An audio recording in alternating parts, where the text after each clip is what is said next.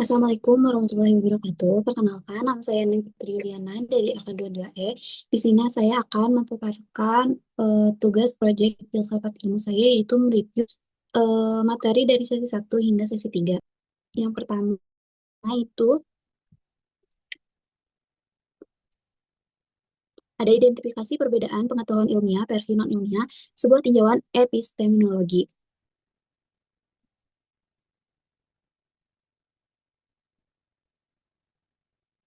Yang selanjutnya ada definisi pengetahuan ilmiah, yang dimana pengetahuan ilmiah yaitu pengetahuan yang diperoleh melalui proses ilmiah yang sistematis berdasarkan bukti empiris. Ini juga dibagi menjadi dua, yaitu ada basis dan juga tujuan. Yang dimana basis didasarkan pada observasi, eksperimen, dan juga pengajuan yang dapat diulangi atau repeatable. Yang selanjutnya ada tujuan, yaitu tujuan untuk menentukan kebenaran objektivitas dapat diverifikasi oleh pihak lain. Selanjutnya ada definisi pengetahuan non-ilmiah, yang dimana pengetahuan non-ilmiah adalah pengetahuan yang tidak didasarkan pada metode ilmiah. Secara umumnya itu berasal dari tradisi, kepercayaan, keyakinan pribadi, atau mitos, yang dimana informasi yang tidak dapat diuji atau dibuktikan secara empiris.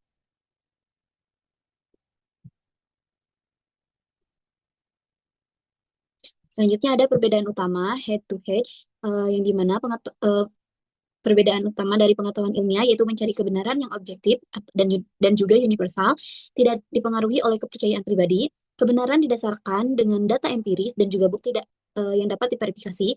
Yang terakhir yaitu hasil dapat direplikasi dan juga diuji kembali menggunakan metode ilmiah, induksi, dedukasi, eksperimen, dan pengamatan. Perbedaan dari pengetahuan non ilmiah yaitu tidak selalu mencari kebenaran, tidak dapat didasarkan pada nilai budaya dan juga keyakinan. Selanjutnya ada hasil yang diperoleh, hasil yang diperoleh berdasarkan subjektivitas, intuisi, mitos, keyakinan, dan juga tidak dapat didasarkan metode ilmiah, dan terakhir tidak dapat direplikasi dan juga diuji kembali. Selanjutnya ada mekanisme validitas atau metode pengujian ilmiah. Yang pertama ada hipotesis, observasi, eksperimen, dan juga replikasi. Yang dimana hipotesis ini yaitu pengetahuan ilmiah selalu dimulai dengan hipotesis yang bisa diuji. Observasi yaitu pengumpulan data dari lingkungan atau fenomena yang diamati secara langsung. Eksperimen yaitu menguji hipotesis dalam kondisi kontrol untuk memastikan hasil yang objektivitas. Dan juga replikasi yaitu hasil eksperimen yang harus diulangi oleh peneliti lain untuk memastikan validitasnya. Selanjutnya ada tantangan eh, dalam demarkasi, yaitu bias budaya, keterbatasan pengetahuan ilmiah, interpretasi yang berbeda, yang dimana bias budaya ini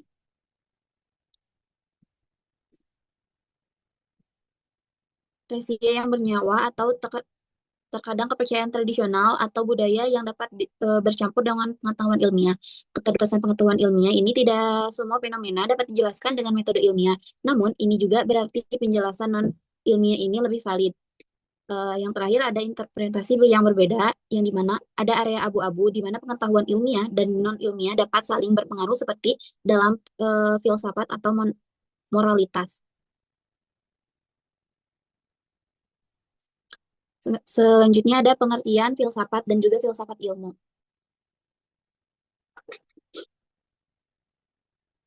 Definisi dan akar kata. Philos artinya cinta dan Sophia adalah kebijaksanaan.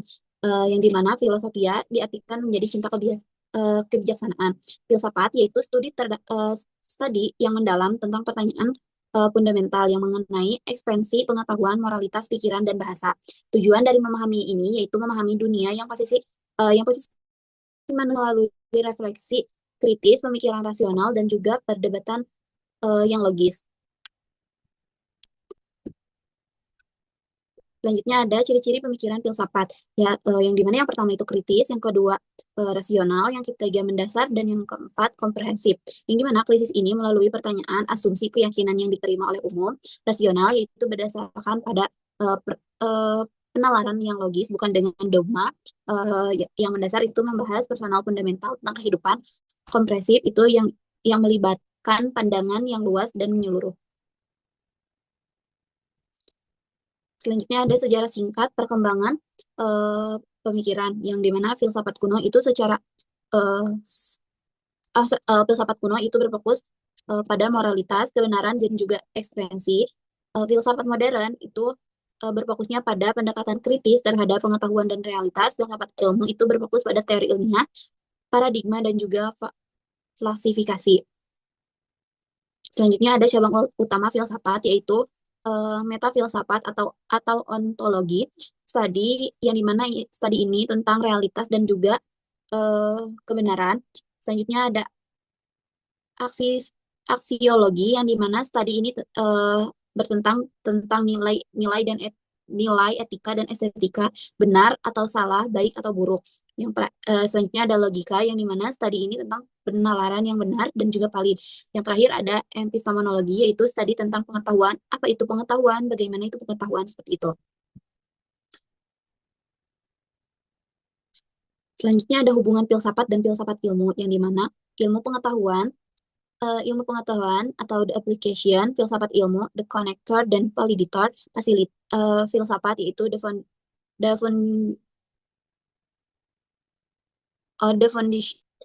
foundation, atau operating system, yang dimana filsafat membesarkan kerangka kerja, framework, prinsip umum seperti logika dan epistemologi. Filsafat ilmu itu menggunakan prinsip tersebut untuk memahami, mengkritik, dan juga pengetahuan tersebut. Selanjutnya ada perbedaan ruang lingkup yang dimana filsafat itu mencakup semua aspek kehidupan, moralitas, dan juga ekstensi. Sedangkan filsafat ilmu itu berfokus pada spesifik pada kajian tentang ilmu pengetahuan saja. Selanjutnya ada perbedaan objektif study yang dimana filsafat yaitu segala sesuatu yang berhubungan dengan realitas, nilai, dan juga pengetahuan secara umum. Sedangkan filsafat ilmu itu berdasarkan metode dan juga batasan dari ilmu pengetahuan itu sendiri.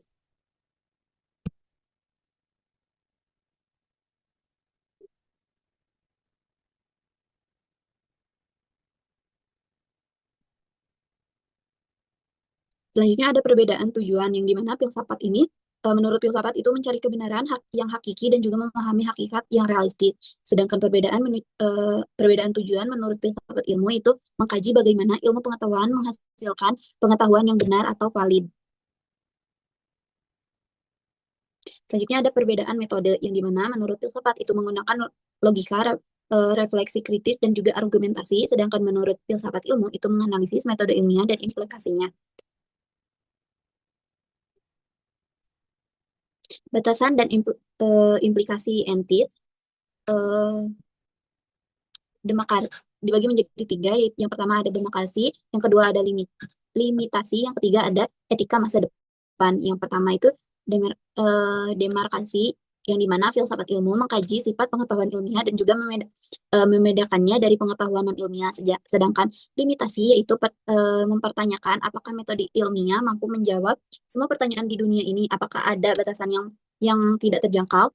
Dan yang terakhir ada etika masa depan, ya di mana mempertimbangkan implikasi teknologi seperti bioteknologi atau arti artikel integrase atau AI. Selanjutnya ada pencarian kebenaran ilmu, sebuah sebuah peta.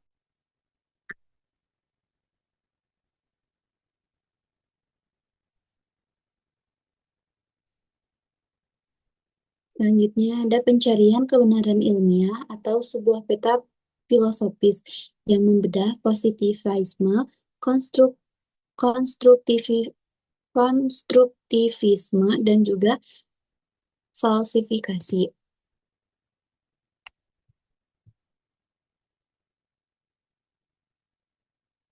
Yang dimana ada tokoh dan juga dinamika paradigma. Yang pertama ada Thomas Kuhn, yang dimana Thomas Kuhn menekankan peran paradigma dalam perkembangan ilmu dan juga revolusi sains. Sedangkan James Piaget yaitu yang yang mengembangkan teori konstruk konstruktivis dalam psikologi kognitif kognitif. Dan juga yang terakhir ada Bruno Latour, yang dimana tokoh konstruktivisme yang modern. Ada siklus paradigma, yang pertama ada normal science, yang kedua selanjutnya ada anomali, revolution, dan juga new paradigma, yang dimana area implementasinya itu yaitu riset sosial mengenai budaya dan juga norma, teori yang selanjutnya ada teori pendidik.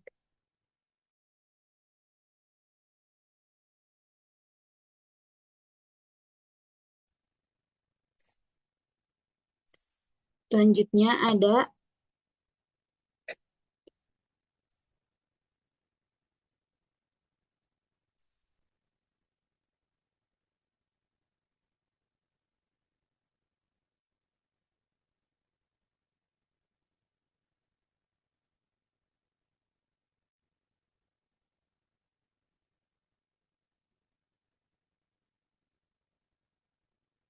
selanjutnya ada tantangan dalam konstruktivisme, yaitu reali, eh, relativitas yang berlebihan, yaitu ya terlalu menekankan relativitas pengetahuan sehingga dianggap melemahkan objektivitas ilmu. Yang kedua ada konsensus atau versus fakta, yang dimana kesulitan membedakan antara kebenaran yang hanya didasarkan pada kesepakatan sosial konsensus dengan pengetahuan yang dimiliki atau bukti empiris yang kuat. Selanjutnya ada falsifikasi atau sang penguji batas, yang dimana teori ini menyatakan bahwa sebuah teori ilmiah harus dapat diuji dan juga dibuktikan salah atau divalifikasi agar dapat dianggap ilmiah. Ya, ini juga dibagi menjadi tiga, ada uji berani, eliminasi error, dan juga syarat mutlak, yang dimana uji berani itu ilmu perkembangan yang menggunakan teori yang berani diuji melalui eh, prediksi yang juga bisa dibuktikan salah. Eliminasi error yaitu kebenaran yang tidak pernah di absolut, kita hanya semakin mendekati kebenaran dengan membuang teori yang salah. Yang terakhir ada syarat yang mutlak, yaitu teori yang tidak dapat disalahkan atau unfalsible, buktinya bukanlah sains. Selanjutnya ada tokoh dan juga metodologi krisis, evolusi pemikiran yang krisis. Ada Karl Popper, pencetus gagasan eh, falsifikasi dalam sains, dan juga ada Imre Lakatos yang mengembangkan metodologi sains yang lebih fleksibel. Implementasi yang nyatanya itu yaitu kegiatan yang memerlukan pengujian eksperimental yang ketat dan juga membuktikan suatu kondisi melalui revisi terus-menerus. Selanjutnya ada batasan falsifikasi, yaitu ya dibagi menjadi dua, ada kompleksitas sosial dan juga bukti tidak langsung, yang dimana kompleksitas sosial yaitu sulit ditetapkan dalam ilmu sosial dan juga humaniora, di mana teori ini tidak mudah diuji dengan eksperimen laboratorium. Sedangkan bukti tidak langsung yaitu beberapa teori ilmiah penting tidak mudah untuk diuji secara falsifikasinya langsung, namun dapat tetap memiliki bukti pendukung yang kuat. Mungkin itu saja yang bisa saya sampaikan. Terima kasih. Assalamualaikum warahmatullahi wabarakatuh.